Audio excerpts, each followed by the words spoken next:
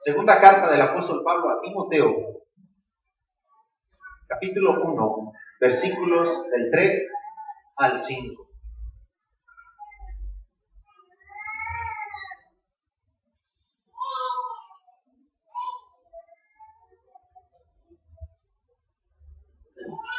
Los niños pueden salir a su clase. Segunda carta a Timoteo, capítulo 1, versículos 3 al 5 dice: Doy gracias a Dios, al cual sirvo desde mis mayores con limpia conciencia, de que sin cesar me acuerdo de ti en mis oraciones noche y día, deseando verte al acordarme de tus lágrimas para llenarme de gozo, trayendo a la memoria la fe no fingida que hay en ti, la cual habitó primero en tu abuela Loida y en tu madre Eunice, y estoy seguro que en ti también. El título de este mensaje es Predicadores con fe verdadera. Predicadores con fe verdadera. Si alguien está, hermanos, queriendo entrar en el ministerio o deseoso de estar en el ministerio, debe de recordar, tanto el que está como el que quiere entrar, que en el ministerio se requiere una fe verdadera.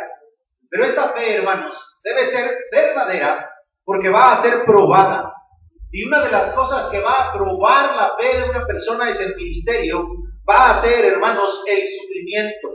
Porque en el ministerio se sufre como se sufre en el cristianismo. Pero en el ministerio se llega a sufrir más por causa de la predicación de la palabra, aún entre los mismos cristianos y también con los de afuera. Entonces, uno de los medios que se va a utilizar, hermanos, es el sufrimiento. La otra prueba que se va a indicar cuando uno esté en el ministerio será, hermanos, la continuidad. Porque no todas las personas continúan sirviendo en el ministerio. Hay quien tira la toalla, se echa para atrás y abandona completamente lo que hace. Pero aparte de haber predicadores así, hay predicadores que se mueven según sus propios intereses y no los intereses de Dios. Esas personas hacen las cosas de acuerdo a sus propios intereses y no las órdenes que el Señor da en su palabra. Hay gente que al menor sufrimiento abandona el ministerio, ya no quiere vivir en él y por lo tanto se va. Y hay personas que cambian de bando y dejan de ser fiel a los demás predicadores que predican la sana doctrina cuando la opinión de aquellos predicadores ya no es grata. Y entonces los dejan y se van. Este tipo de predicadores no se comprometen, no pelean la batalla y no son dignos del evangelio que habían recibido. Porque la fe verdadera es un requisito para predicar el evangelio y para vivirlo. Pero no es solamente un requisito para los predicadores, también lo es para los creyentes. En 2 Timoteo capítulo 2, versículo 1 dice: Tú pues, hijo mío, esfuérzate en la gracia. Esta carta fue escrita especialmente a Timoteo.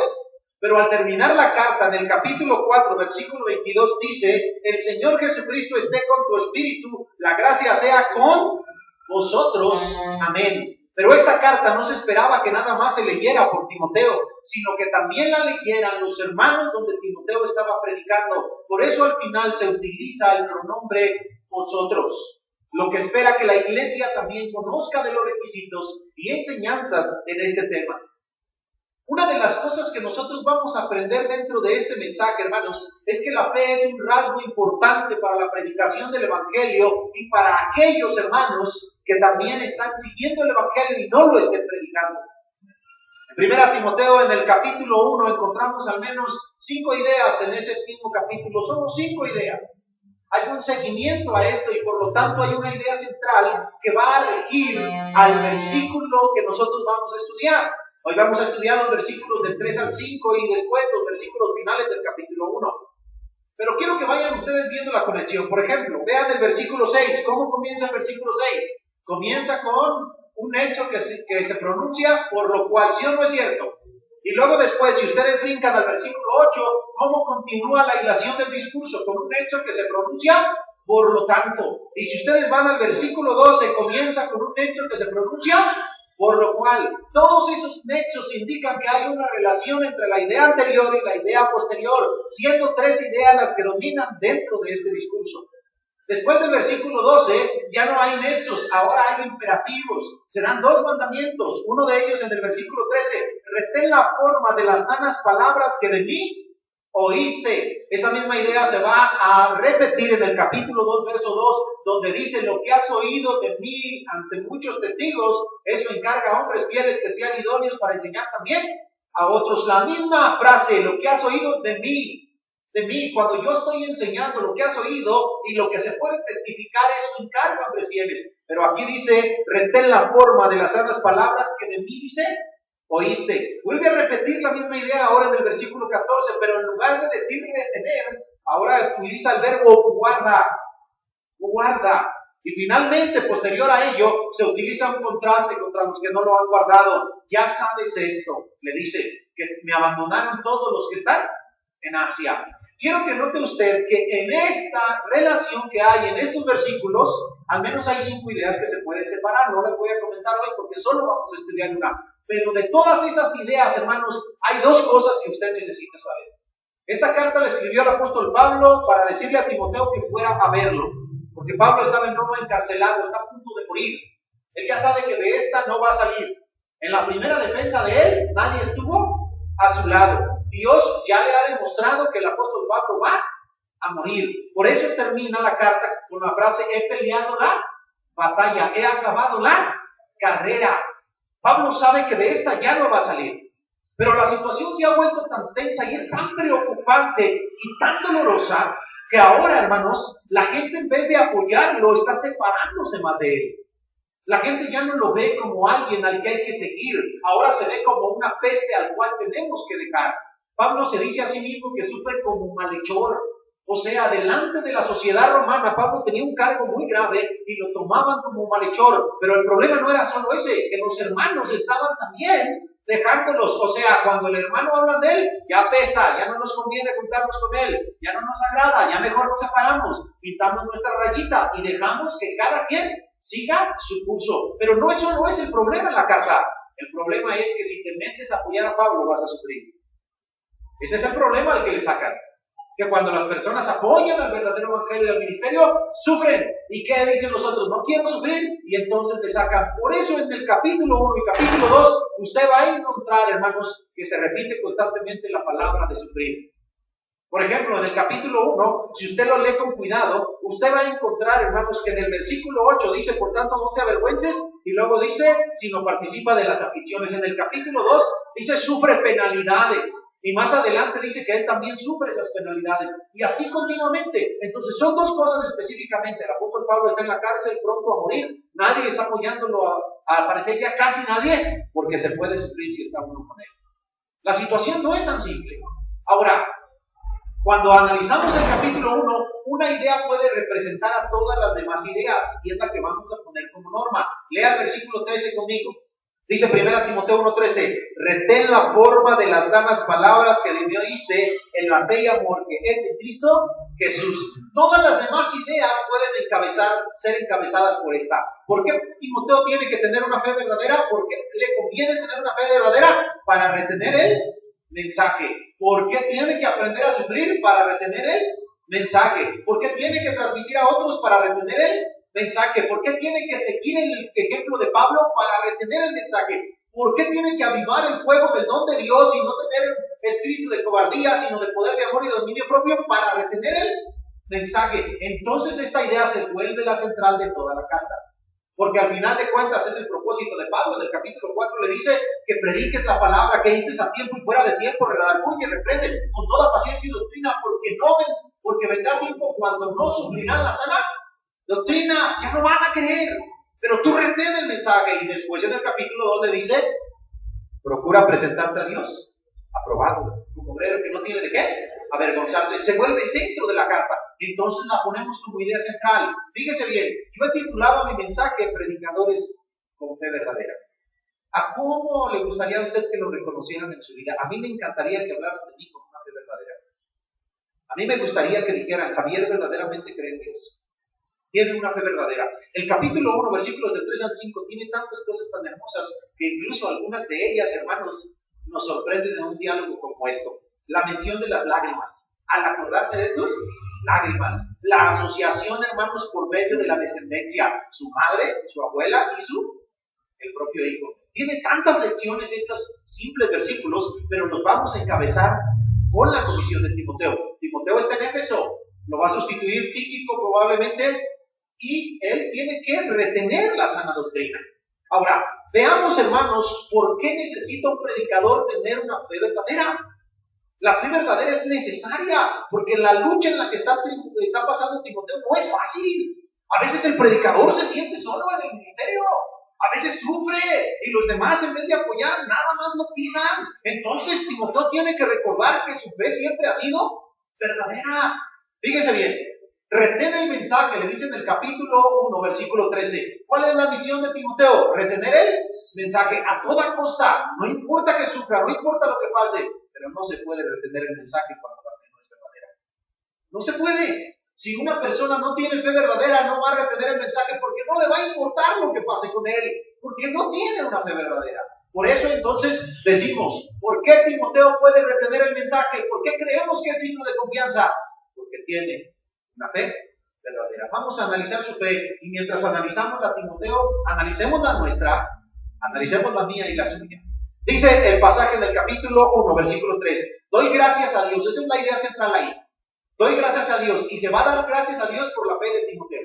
Pero para llegar a la fe de Timoteo se van a presentar tres ideas que van a explicar ese agradecimiento.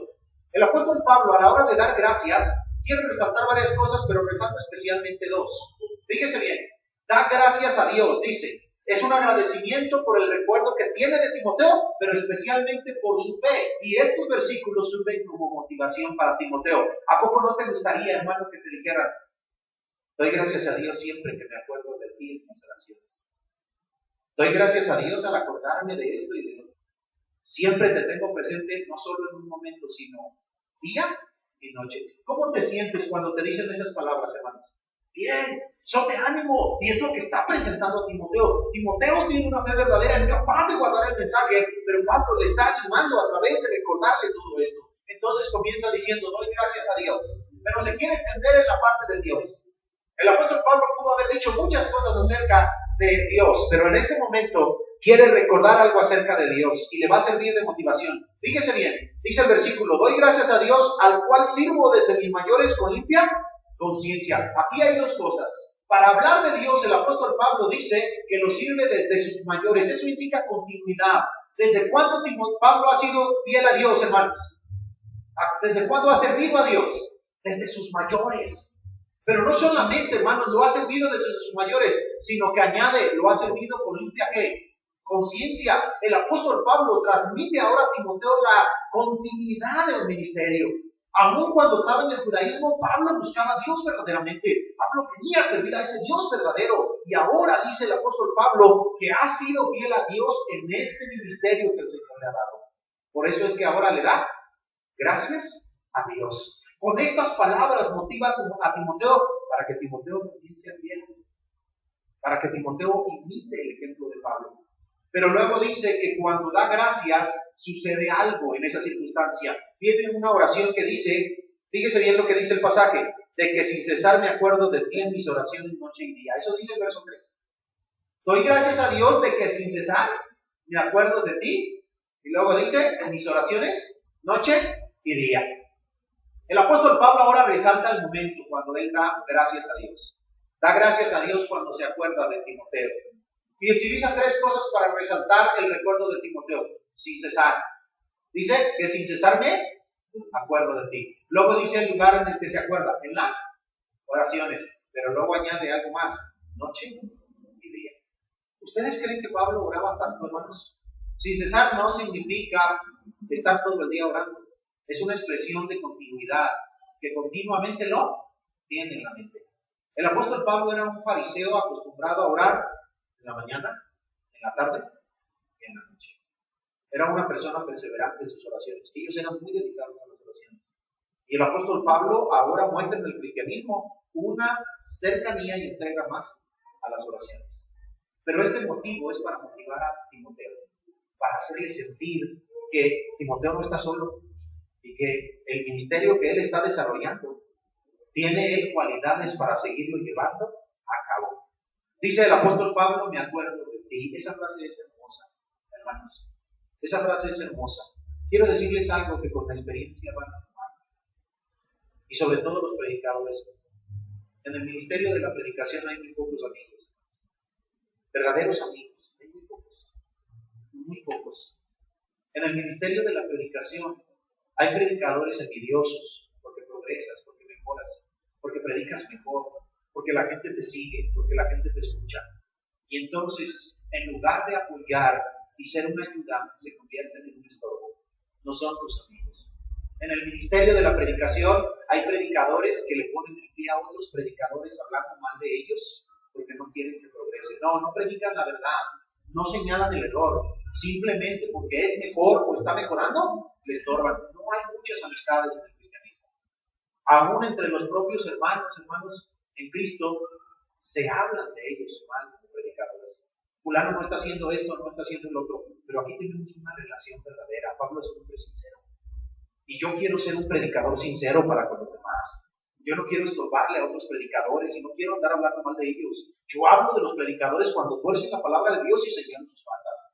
Pero yo no hablo por envidia, yo no tengo nada que envidiarles. Mi trabajo, mi responsabilidad es hacer mi labor y los demás de ellos es su responsabilidad y su labor. No me interesa nada más. Pero me alegro cuando les va bien y sirven al Señor, porque debo aprender a alegrarme. Y si mi corazón no se alegra, tengo que hacer lo que se alegre, porque tengo que dominar ese mal corazón y hacer lo que se vuelva un buen corazón por amor a Dios. Porque ese es el dominio que Dios nos ha dado. Y cuando Pablo dice, me acuerdo de ti, habla de una relación estrecha en la que el apóstol Pablo es sincero por el amor que le tiene a Timoteo. Está hablando de una persona digna de confianza que no le va a dar la espalda. ¡Wow! Hacen falta de esos hombres en la vida, hermanos. Que cuando empiece a apestar tu vida y hablen mal de ti, no te den la espalda y todos quieran retirarse, porque ya no les conviene estar cerca. Pero cuando todo está bien, todos quieren estar ahí, quieren recibir un pedacito de ti. Ahora Pablo es la peste. Ahora Pablo no es tan agradable. Ahora, observe con atención lo que sigue después de esto. Cuando Pablo está dando gracias a Dios y acordándose de Timoteo, lo primero que le viene a él a la mente después de acordarse de él, ¿qué es, hermanos? Deseando verte. Eso es lo primero. Me acuerdo de ti. Cuando me acuerdo de ti, ¿qué deseo le viene al corazón a Pablo? Desea verlo.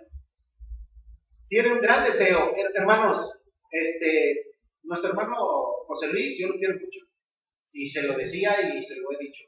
Vamos por él. Hoy fuimos, se vino. Y yo le digo, hermano, yo lo quiero mucho. Es un amor sincero, ¿no? Es un amor hipócrita.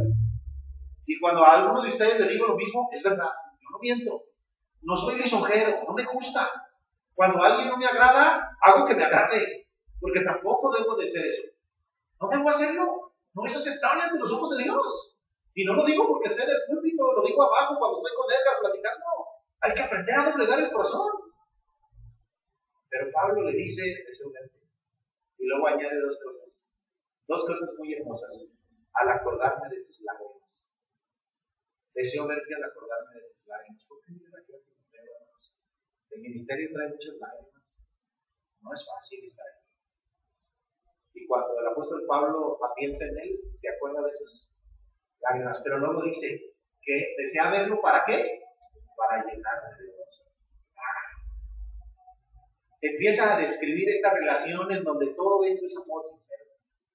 Cuando el apóstol Pablo por fin ve a Timoteo, lo va a tomar casi como su hijo. ¿No se acuerdan que así le nombra? ¿No se acuerdan desde cuándo lo tomó? Y se lo llevó y ha estado siempre con él y ha sido un alumno adecuado, ha aprendido muy bien de él. En 1 Corintios dice, él les enseñará cómo me manejo en todas las cosas y en las iglesias del Señor.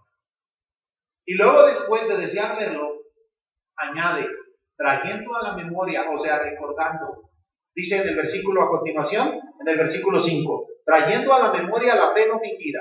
Ahí está. Cuando el apóstol Pablo está orando y se acuerda de Timoteo, ahora trae a la mente de Pablo la fe que Timoteo tiene. Fíjese bien cómo hace una afirmación al inicio. Dice el versículo, trayendo a la memoria la fe no fingida que hay en ti. ¿Verdad que es una afirmación? ¿Tiene alguna duda el apóstol Pablo acerca de Timoteo de su fe? No, dice, trayendo a la memoria la fe no fingida que hay en ti. Timoteo era un hombre íntegro en ese sentido, hermanos. Era un verdadero creyente. Era una persona entregada que, aunque necesitara ánimos, sabía Pablo que era un hombre del que se podía confiar, porque su fe era verdadera. Son de esa gente que dice, esta gente sí respeta la palabra de Dios. Esta gente cree en Dios verdaderamente. Su fe es entregada y firme e inalterable. Son de esa gente que no nos tenemos que preocupar porque se va a ir a una denominación, porque va a empezar a predicar en iglesias denominacionales, iglesias evangélicas que no predican el evangelio verdadero para salvación y que tuercen la palabra de Dios. Son de esa gente, hermanos, que podemos decir: no se va, tranquilo, ella no se va a ir, él no se va a ir. Tiene una fe verdadera. Con esa persona puedes confiar, puedes sentar 10,000 a tu diestra o a tu izquierda y tú van a caer de ellos, pero esa persona no va a caer. ¿Sí o no, hermanos? Pero qué tristeza es cuando decimos: esa persona no va a caer, y es la primera que cae. Evalúa tu fe. Evalúa tu fe. Ahora, Pablo dice algo muy importante: la fe puede ser influenciada. Dice: la que hay en ti, y luego explica, hermanos, la cual habitó primero ¿en quién? En tu abuela Loida. Ayer, hermanos, vinieron la hermana Betty y José Roberto a ayudar a hacer el aseo para las escuelitas bíblicas de verano. Y yo siempre me fijo. Y yo veo que José Roberto está imitando la fe de su madre. ¿Ustedes creen que la fe de la hermana Betty sea verdadera? Yo no solo lo creo, lo aseguro. Es una mujer que no se esconde su fe. Es una mujer que tiene fe. Pero yo veo que esa fe va a influenciar a su hijo. Cuando ella está enferma, el hijo va con ella y le hace oración. ¿De dónde aprendió eso? De la madre. Es una fe que se influencia. Dice: la cual habitó primero en tu abuela Loida. Y luego dice: ¿y en tu madre? Dice: se pasa, ¿verdad que sí? Podemos ser de influencia a nuestros hijos. Y finalmente dice el versículo, en el versículo 5 al final: y estoy seguro. ¿Duda Pablo? No. Y estoy seguro que en ti también. Aquí está mi tío Rito y mi tía Doni, y vea los hijos. ¿Ustedes creen que ellos tienen fe verdadera? ¿O que cuando muera mi tío Rito y mi tía Doni se van a ir? Piensen, véanlos, cómo se vienen. Los miércoles aquí están. Vienen en la mañana y en la tarde. La fe puede ser influenciada, hermanos. Pero el predicador necesita tener esta fe. Cuando el predicador no tiene esta fe, ¿cómo va a retener el mensaje? Puede retener el mensaje cuando la fe de él es verdadera. Y la necesita, pero esa fe puede ser influenciada. Tú puedes influenciar a tus hijos. Yo puedo influenciar a mis hijos. Solamente hay que mostrarles la verdadera fe que tenemos. Cuando te atreves a hacer cosas por el Señor, aunque pierdas dinero, aunque pierdas lo que pierdas, pero el Señor está primero. Esa fe es la que hace que los otros se siembren. Es la que hace mover montañas. Es esa fe que transforma la vida de las personas. Es esa fe que reta y que dice: no, esta persona sí es una persona muy fe, con mucha fe. Es una persona que cree verdaderamente en lo que le predica, y entonces las personas empiezan a querer imitar esa fe. El apóstol Pablo enseña que hay que retener el mensaje porque se tiene una fe verdadera. Pero hay otra razón, y con esta voy a terminar, y la vamos a detallar un poco más. Observen, voy a ver la última parte del pasaje. ¿Por qué debe retener el mensaje? Porque otros no lo han hecho. Vaya al versículo 13, que es donde dice retener el mensaje. Retén la forma de las sanas palabras que debe oíste, en la fe y amor que es en Cristo Jesús. Y luego le repite la misma idea con otras palabras. Guarda el buen depósito por el Espíritu Santo que mora en nosotros. Y luego le hace un contraste de lo anterior. Ahí le dice retén el mensaje y le dice guárdalo. Ahora viene la mala noticia, y una noticia muy triste. Dice el versículo 17, el 15: ya sabes esto, que me abandonaron todos los que están en Asia, de los cuales son Figelo y Hermógenes. Hermanos, el apóstol Pablo le dice a Timoteo que retenga el mensaje porque tiene una fe verdadera. Y esa fe verdadera lo va a llevar a retener porque otros no lo han hecho. ¿Tienen los otros verdadera fe? No. Pero fíjese cómo comienza el versículo. Ya sabes esto. Timoteo está enterado. No desconoce lo que está pasando. Le dice: ya sabes esto. Ha sido de su conocimiento y lo ha entristecido como ha entristecido al apóstol Pablo, pero quizás también enojado y lastimado. Porque cuando las personas abandonan la fe que habíamos seguido, nosotros nos sentimos tristes, pero también enojados. Pero si aquí estaban en la mañana y en la tarde, pero si eran constantes, pero si decían que nunca se iban a ir, pero si decían que eran fieles. ¿Y ahora qué ha pasado? Ya no podemos luchar juntos. Me abandonaron, dice el apóstol Pablo. Ya sabéis esto, que me abandonaron todos los que están en Asia. La palabra abandonar, otra versión la traduce: me han dado la espalda, o me han vuelto la espalda. me han vuelto la espalda. Ya no se puede contar con ellos. Antes se podía. Pero para que el versículo alcance un poco más de proporción, el apóstol Pablo hace una expresión general. Me abandonaron todos los que están en Asia, pero luego especifica los nombres, que distingue de todos, de los cuales son Figelo y Hermógenes. O sea, había varios que abandonaron a Pablo y no estuvieron ni en su primera defensa.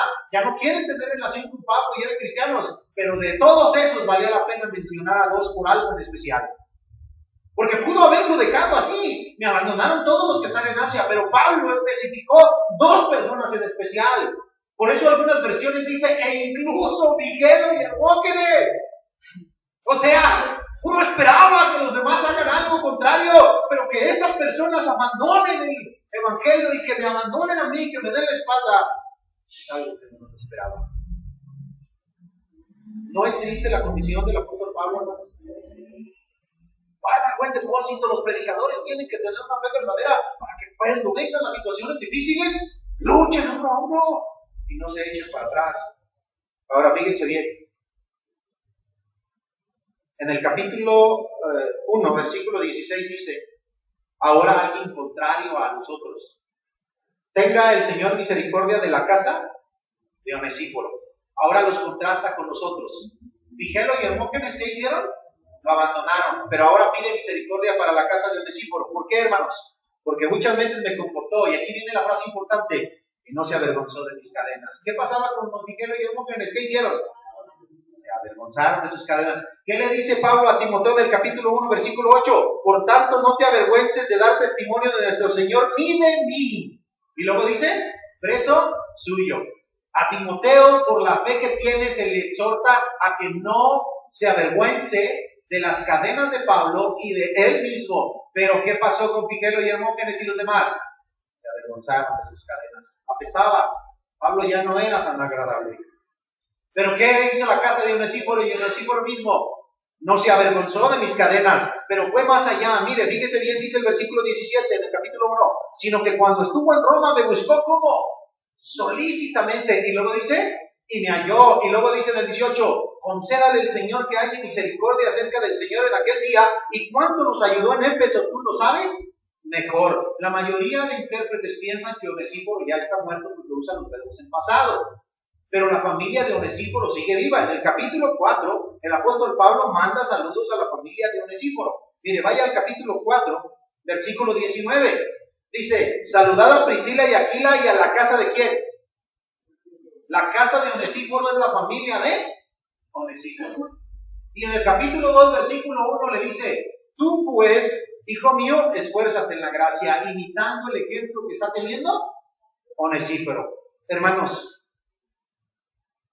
cuando las personas le vuelven la espalda a los predicadores, uno pensaría que le vuelven la espalda solo a los predicadores. Pero estos hombres temieron y se avergonzaron de las cadenas de Pablo, y al avergonzarse de las cadenas, también se avergonzaron del cristianismo y del evangelio. En el capítulo 1, versículo 8, vea lo que dice. Vea lo que dice, capítulo 1, verso 8. Por tanto, no te avergüences de dar testimonio de nuestro Señor, ni de mí, preso suyo. Y luego dice, sino participa de las aflicciones, ¿por qué, hermanos? Por el evangelio según el poder de Dios. Y por si esto fuera poco, el apóstol Pablo dice, no solamente que se participa de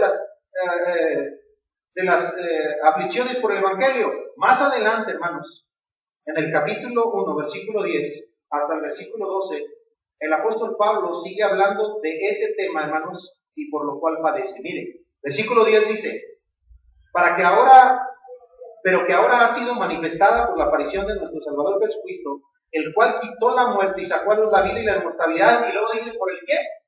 Por el evangelio. Y sigue hablando del evangelio, observe, del cual yo fui constituido predicador, apóstol y maestro ¿de qué? De los gentiles, del evangelio. Y luego dice, por lo cual fue constituido predicador y apóstol para predicar ese evangelio, dice, asimismo padezco esto. ¿Por qué padece? Por predicar el evangelio, pero no me avergüenzo porque yo sé a quién he creído y estoy seguro que es poderoso para guardar mi depósito para aquel día. Hermanos, la gente a veces piensa erróneamente de este modo. No, es que pues yo nomás me separo de ti. Pero cuando se separaron de Pablo, cuando se avergonzaron de sus cadenas, también abandonaron, ¿qué, hermanos? El Evangelio. Porque se padece por el Evangelio. Ahora, ¿qué tipo de predicadores tenemos en la actualidad? Predicadores que cuando les pagan o cambia algo, cambian el mensaje del Evangelio. Tenemos predicadores que no les importa si en una iglesia enseñan el diezmo o cualquier falsa doctrina que no está en el Nuevo Testamento. Hay iglesias de Cristo aquí, hermanos, y en otros lugares que enseñan que Jesucristo perdió los poderes de Dios al hacerse hombre. Eso es una blasfemia enorme. La inmutabilidad de Dios no puede ser alterada. Pero hay gente que oye y ahí sigue. Como si esa falsa doctrina no vaya a causar un día mal cuando Cristo los juzgue y les diga, ¿por qué alteraste la naturaleza de mi Hijo en el cual habita toda la plenitud de la deidad? Y no es que perdió sus poderes de Dios, entonces dejó de ser Dios. Porque las personas, porque Cristo era Dios, porque tenía las cualidades de Dios. Pero a la gente no le importa. Piensa que esas cosas no son importantes.